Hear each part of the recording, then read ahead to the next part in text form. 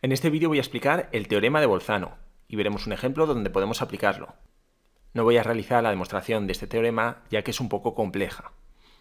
Bien, el teorema dice, si tengo una función a la que llamo f, que es continua en un intervalo cerrado a,b, y el signo de la función en a es distinto del signo de la función en b, entonces existe un número c que pertenece al intervalo AB, en este caso abierto, es decir, no consideramos los extremos AB, tal que el valor de la función en ese valor C da igual a 0.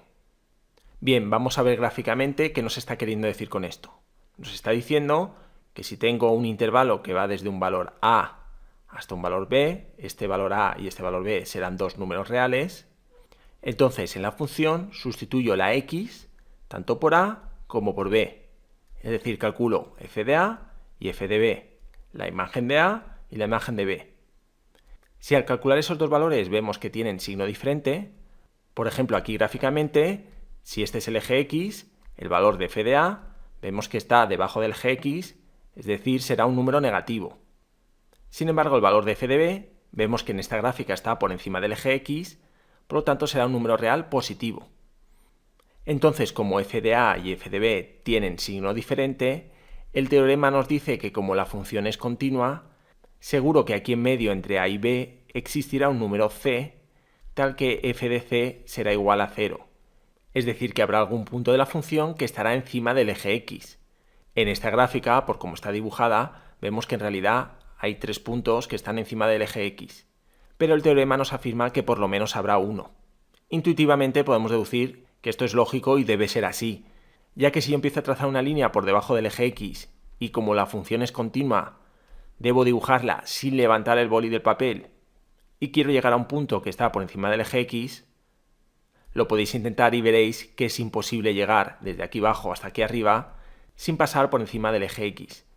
De manera que en el momento que corta al eje X ya tenemos ese punto C que está en el intervalo que va de A a B y cuya imagen es 0.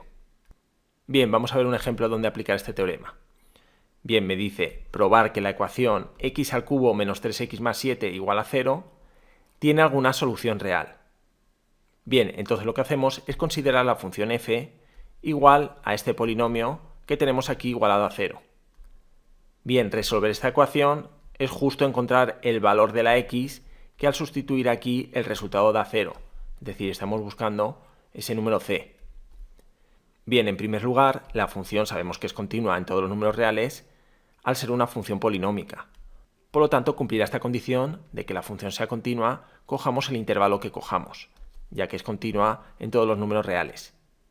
Bien, para poder afirmar que existe un número c que pertenece a un intervalo que cumple lo que estamos buscando, y es que el valor de la función en ese número c sea igual a 0, sabemos que lo primero que tenemos que encontrar son los extremos de ese intervalo, en los que el signo del valor de la función en esos extremos del intervalo dé diferente.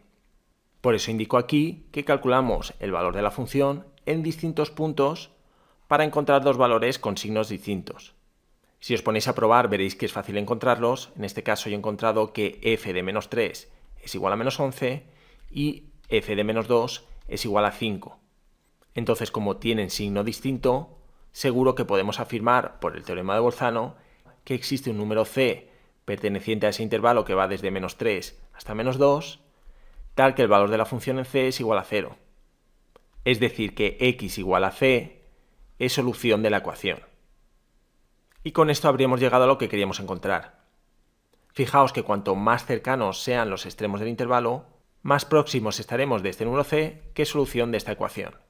Sin embargo, en este caso, como solo nos pedía probar que esta ecuación tiene alguna solución real, con encontrar dos extremos cualesquiera que cumplan lo que nos dice el teorema de Bolzano, es decir, que el signo de la función dé diferente en esos dos extremos, es suficiente para poder afirmar que seguro existe un número c que es solución de esta ecuación. Y con eso quedaría probado lo que nos pide este ejemplo. Bien, y esto sería todo.